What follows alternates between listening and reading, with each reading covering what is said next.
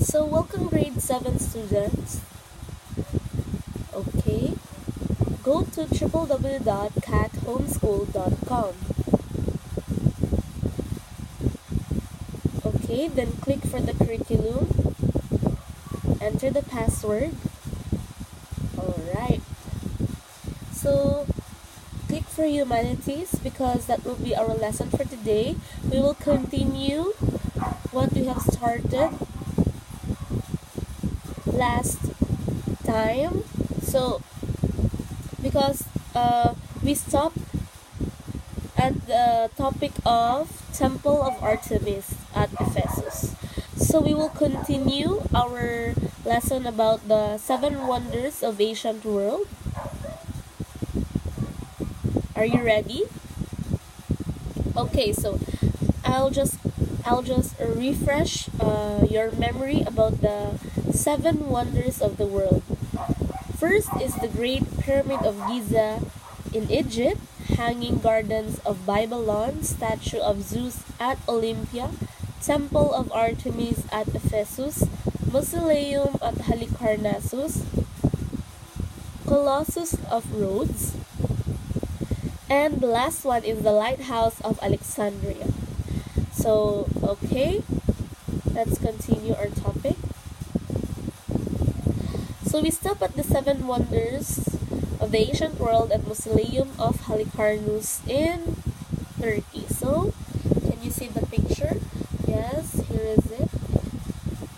The mausoleum. Alright.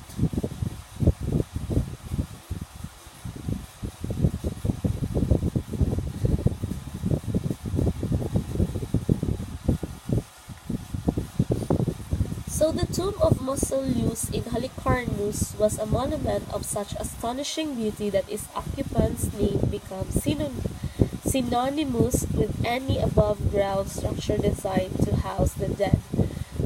The mausoleum.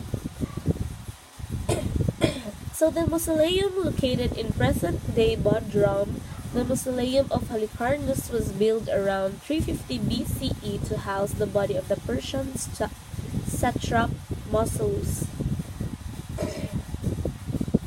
By the time of his death, Mausolus and his sister wife Artemisia had already spent fortune erecting a number of beautiful marble statues and buildings in the Greek style of Halicarnassus, and Mausolus has decided that his tomb would be no exception. So, here is it.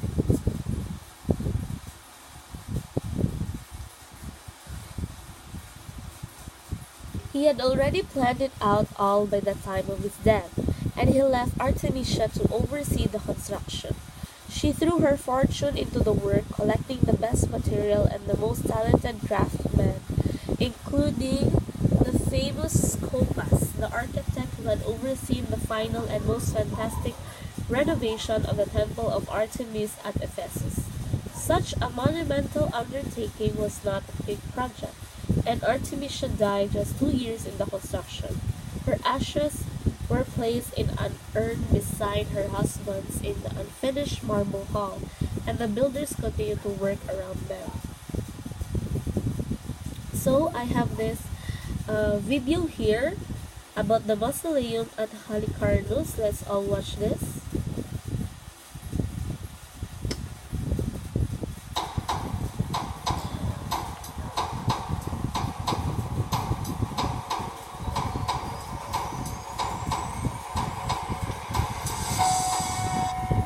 The Mausoleum of Halicarnassus. You know you've made it in life when your tomb becomes one of the 7 wonders of the world. The Mausoleum at Halicarnassus was built between 353 and 350 BC to house the body of a prince of the Persian Empire and his wife. At a height of 148 feet, it was also one of the tallest structures in existence at the time. This wonder is actually where the term mausoleum comes from, as the prince that it was built for was named Mausolus, and thus was buried in this above-ground tomb. The structure was commissioned by Mausolus' sister, who also happened to be his wife. This was actually common practice for Persian rulers in that day. No expense was to be spared on the building of the structure, so messengers were sent out to source the best artisans from across the known world. Nearly all of the world's most famous sculptors were brought in for the project, and each was supplied with a team of craftsmen to help them at their task. Since there were so many sculptors involved in the project, there were also subsequently very different design styles. The final structure was finished in the styles of Egyptian, Greek, and Lycian cultures. The structure itself was made mostly out of marble. This heavy stone was used to create a tapering substructure to the mausoleum that eventually was built up to a 140-foot height. On the lower half of the structure, there was a relief created through collaboration of sculptors depicting Greek mythology. Moving on from the Greek base, there were 36 intricately carved columns surrounding the building.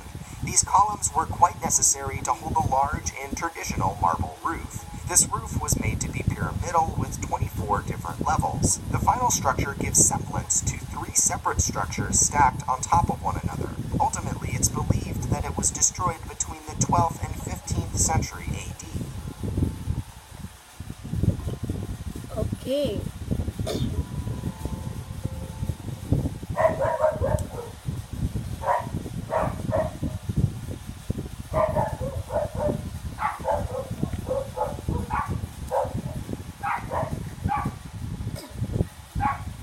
The finished product was marvelous. It wasn't the largest building in the ancient world, though its walls were stretching around 148 feet high, and its position on a scenic hilltop meant it towered over the surrounding landscape.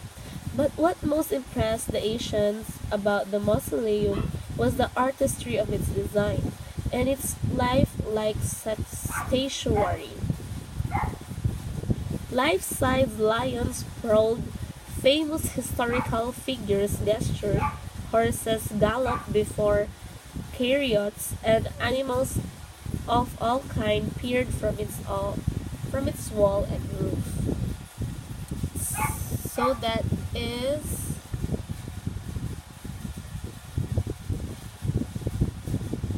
so it was this decoration that left the ancient in no doubt. The mausoleum belonged among the 7 wonders of the ancient world. So the sticker so the excuse me. So the historical record doesn't tell us how the mausoleum met its end. In 1402, when the Knights of St. John of Jerusalem invaded the region, they found it in shambles, perhaps destroyed by earthquakes.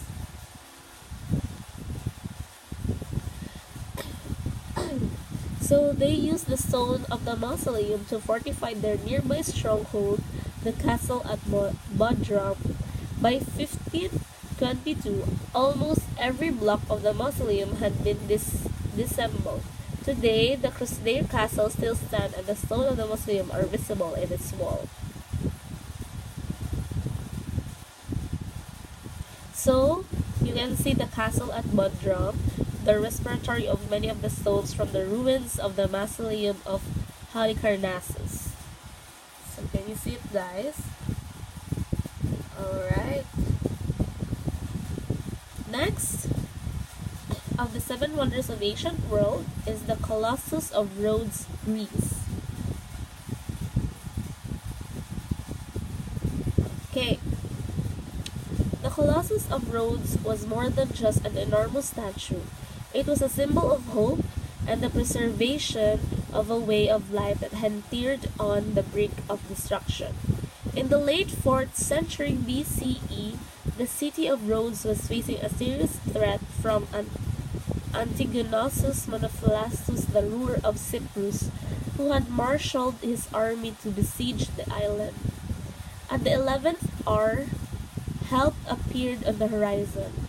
Rhodes' ally, Ptolemy I of Egypt, had sent relief forces. Pinched between the newcomers and the island's defenses, the army from Cyprus retreated, abandoning the great siege engines that had terrorized the city. So here is it, a picture. Okay. The victors sold the machine and used the proceeds to fund the construction of the largest statue in the ancient world, a tribute to their patron god Helios. As was fitting for a son of God, the 108-foot tall colossus skin was made from bronze panels so that when the sun rose on the Mandrake harbor, the statue would blaze with a reflected glory. Its bones were, according to legend, made from the iron that had been used in the siege equipment, and the wood for the scaffolding came from the siege tower. So let's watch the video.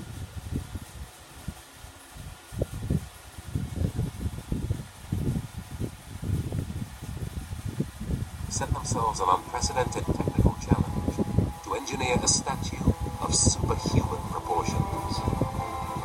The Colossus once guarded the harbor to the island of Rhodes. It stood for nearly a century and was one of the ancient wonders of the world. At 110 feet high, it was nearly as tall as the Statue of Liberty, built over 2,000 years later.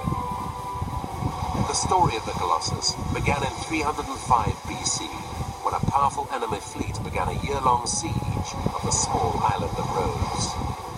The attackers far outnumbered the small island's population, but against all odds, the islanders defeated them. To celebrate their surprising victory, the Rhodians decided to build a giant bronze statue of their sun god, Helios. A local sculptor, Harries of Lindos, was given the challenge of building a statue nearly twice as tall as any ever built.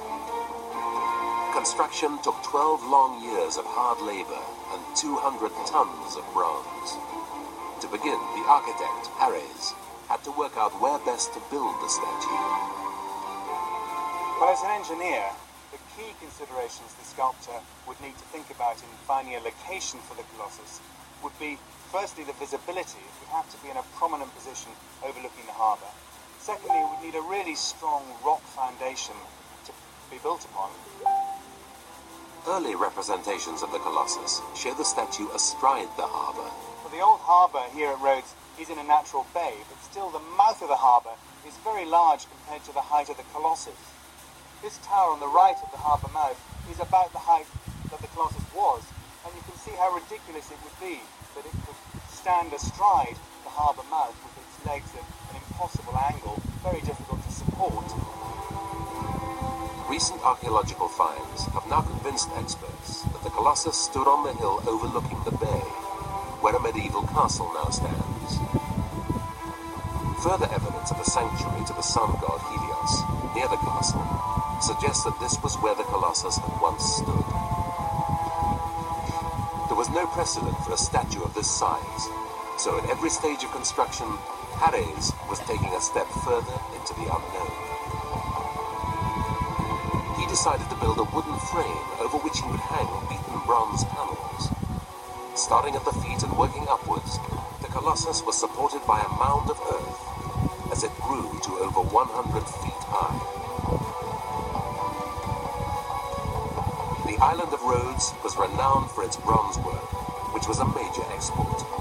But because the Colossus was so large, the entire casting pit could only make one small section at a time. We have evidence from around the time that the Colossus was built that the Rhodians were experts in bronze work.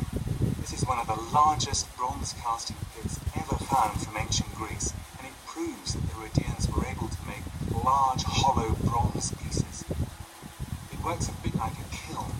They would fashion a large block of clay, and then by placing wax around the outside in a thin layer, and more clay outside that, they could create the shape they wanted to cast. They would pack earth down around the whole structure, and then fire the clay from beneath using fires along the bottom of the pit.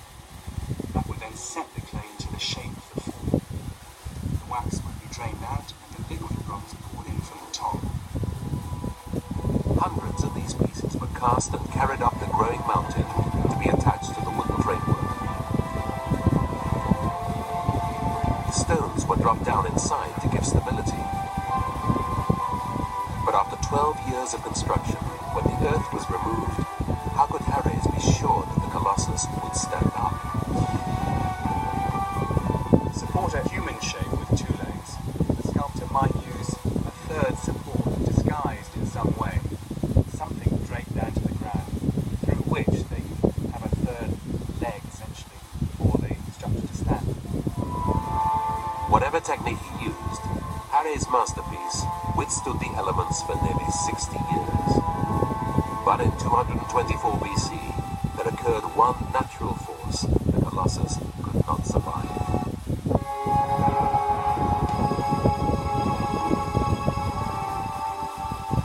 An earthquake doesn't just shake it backwards and forwards, but it would also twist it. And twisting the top of the tripod would break the connections between the legs. And at that point, given that the ankles are secured in the ground, it's the knees that are going to be the weak point. That's where it would buckle.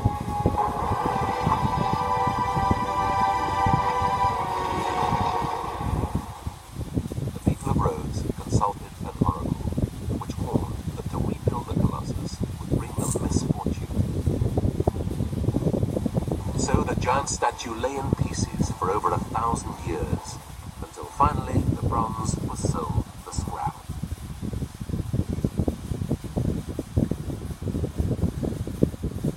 Okay.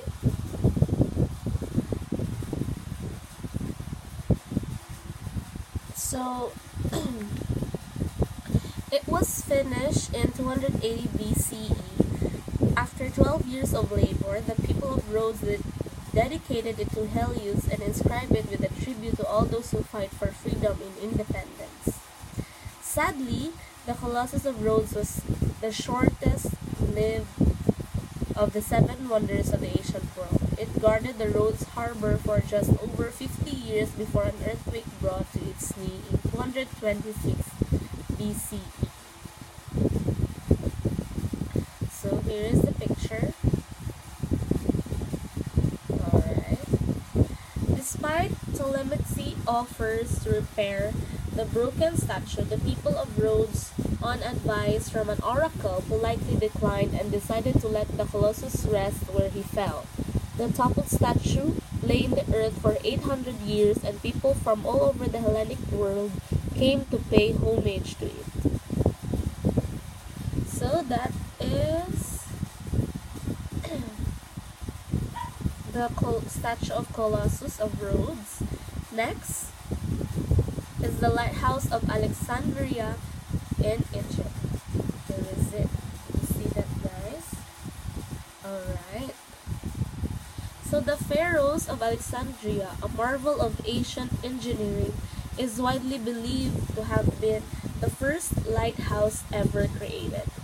Though its stones and furnace long ago sank to the bottom of the eastern harbor, they say its light shines in the beacons of the lighthouses of the world. Its construction in 290 BCE was a matter of necessity, though Alexander the Great, the man who gave the city his name, was dead.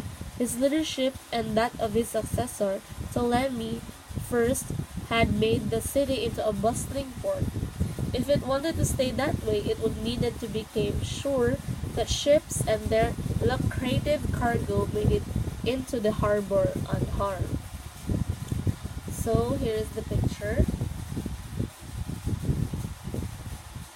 Okay. So it was also high time that growing metropolis had a symbol, something to put it on the map. So this is a replica of the lighthouse of Alexandria in miniature park in Czech Republic.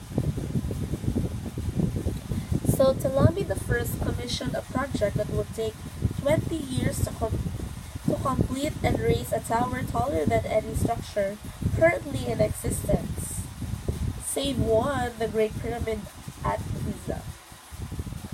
Though Ptolemy himself wouldn't live to see it completed, his successor Ptolemy II was determined to finish it, and if the story are to be believed, to make sure that it was his name on the finished product. This was a point of connection. As the lighthouse architect, or some say financier, Sorcerus of Kinos, though the wonder should bear his signature instead. Rumor has it that he carved Ptolemy's name into the pharaoh's plaster, but chiseled his own name into the underneath, leaving the time to reveal the truth. So I have this video. Let's all watch this, guys.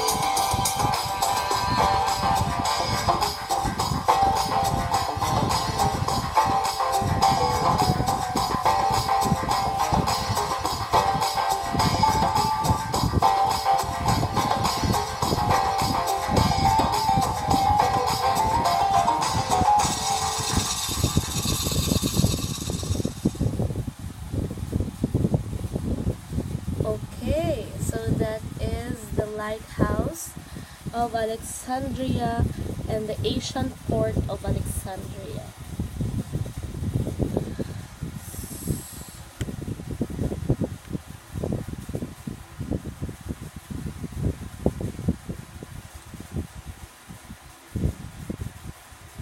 When it was finished, the furnace at the top is said to have blazed so brightly that its light could be seen 100 miles offshore. Its exterior was smooth white stone, and its top stood a statue of Poseidon, god of the sea. Inside, an endless spiral staircase led to the beacon chamber, and a dumbwaiter hauled material from its base to the furnace. A curled sheet of polished bronze focused the light into a beam of astonishing power. The building was destroyed in three separate earthquakes: in 956, in 956, in 1303, and in 1323 CE. Its shorn base was converted into a medieval fortress by enterprising sultan in 1480. So here is it now. The baked citadel, the medieval fort that is all that remains at the site of the great lighthouse. Okay. For a long time, it was thought that the accounts of travelers were all that had been left to posterity of the great pharaohs. But in 1986, in 1968, rather, a team of marine archaeologists led by Honor Frost discovered the remains of the lighthouse deep in the bay. Violence in the region put their recovery on hold until 1994, when some of the pieces were unwreathed and displayed above water for the first time in 100 years. So, I have this video here about what the archaeologist has saw. So this is the ruins, the remains.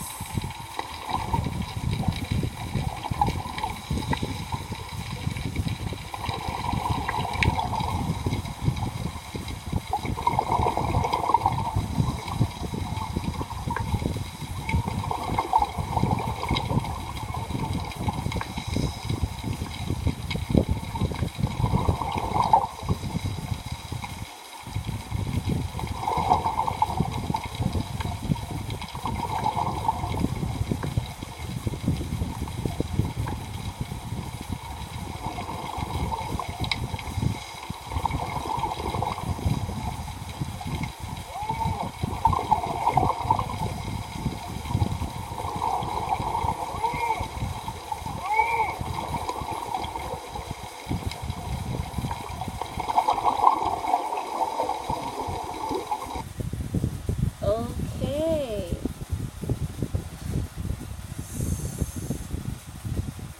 So that is for now. So we finished.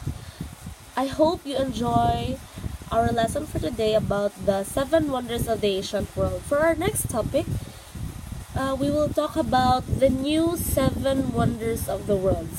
So I will give you the activity on Thursday, grade 7. Please read and study our lesson for today. Thank you.